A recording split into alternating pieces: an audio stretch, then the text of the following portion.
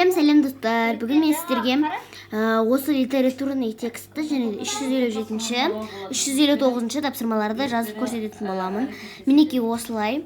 357 тапсырманы сіздер менен қана көре аласыздар, себебі басқалар салмайды. Мен интернетте қарап отырамын. Сол кезде бұндай тапсырмаларды салмайды екен.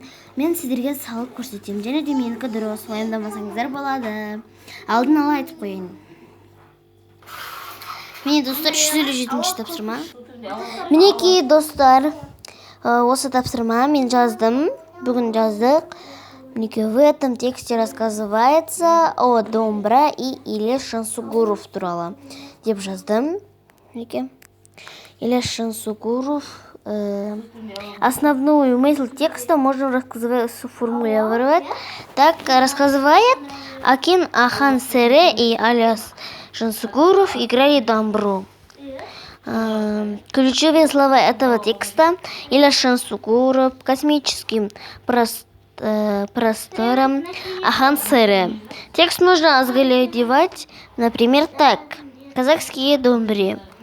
В этом тексте автор утверждает мысль о том, что казахские поэты умеют играть каждому домбру. Мінекей, осы тапсырманы көшірсеңіздер болады.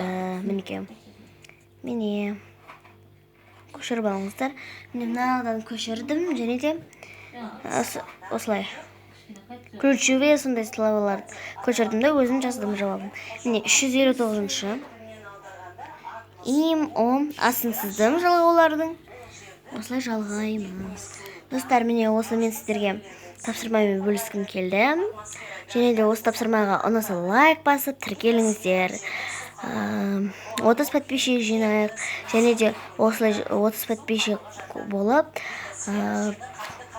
2000-ға жетсе екен деп тілеймін. Ол үшін сіздер маған тіркеліп, осы видеоны достарыңызбен де бөлісіп, тіркеліп кетсеңіздер. Сау болыңыздар.